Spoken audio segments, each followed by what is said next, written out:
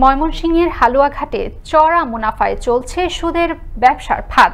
সেই ফাঁদে ফেলে গ্রামের সহজ সরল মানুষদের জিম্মি করে লাখ লাখ টাকা হাতিয়ে নেওয়ার অভিযোগ আবু সাইদ নামের এক ব্যক্তির বিরুদ্ধে। এমন অভিযোগ এনে বিক্ষুব্ধ জনতার লিখিত অভিযোগ দায়ের করে দাবি করেছেন এর যথাযথ বিচার। ময়মনসিংহ বড় প্রধান ওমর ফারুক সুমনের প্রতিবেদনে থাকছে বিস্তারিত। এ দৃশ্য একজন সুদ ব্যবসায়ী চেকের মাধ্যমে টাকা লেনদেনের দৃশ্য।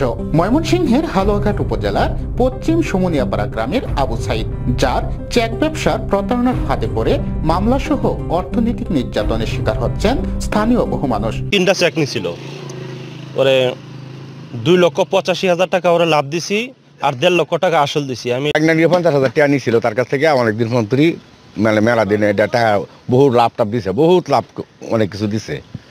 দেওয়ার পরে যখন কি হামকা কেস করবো, এটা করবো দেখার পরে আবার হিসাব টানার জন্য পরে অনেক টাকা পয়সা দেওয়া পরে তার কাছে হিসাব টানছে। কেউ বিপদে পড়ে আবু সাইদের দ্বারস্থ হলে গ্রাহকের কাছ থেকে হাতিয়ে নেন স্বাক্ষরিত 2 থেকে 3 পাতার খালি চেক আর স্ট্যাম্প প্রদান করেন গ্রাহককে চক্রবৃদ্ধি চড়া সুদে 10,000 থেকে 1 লক্ষ টাকা। টাকা দিতে ব্যর্থ হলে খালি চেক পাতায় 5 থেকে 10 গুণ টাকা লিখে আদালতে দায়ের করে দেন মামলা। লাভ যদি পরিমাণে বেশি না দিতে পারে তাহলে ওরা মামলা করে আর কি না। ওনার সাথে আমার লেনদেন 2022 সালের প্রথম দিকে শেষ।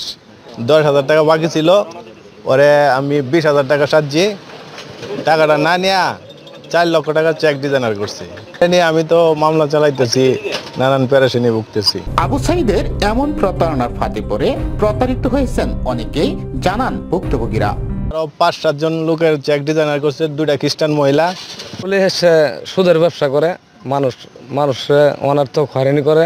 ব্যাংকের দালালি ব্যবসার সাথে জড়িত আবু সাইদ এমন দাবি স্থানীয়দের। ব্যাংকে দরবারে একজন 1 লক্ষ টাকা আর দিলে 20,000 টাকা তার দাম লাগে, যে 20,000 টাকা পাইয়া পরে এই ব্যাংকের ঋণ দেয়। সুদের ব্যবসা, পরে যে শেয়ার ব্যবসা, বিভিন্ন ধরনের ব্যাংকের দালালি ব্যবসা এগুলোই করে। তো এই সুদের ব্যবসা করে, চেক দেয়া টিয়া নেয়া।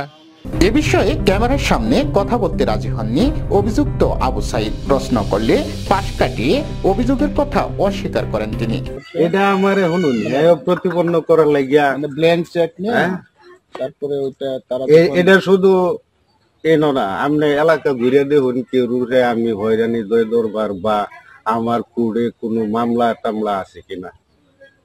মিথ্যা, এটা আল্লাহ আছে না। এ সকল অতি মুনাফা লোভীদেরকে দৃষ্টান্তমূলক শাস্তি নিশ্চিত করা হবে, এমনটাই দাবি সুধী মহলের। ময়মনসিংহ থেকে ওমর ফারুক সুমন, আনন্দ টিভি।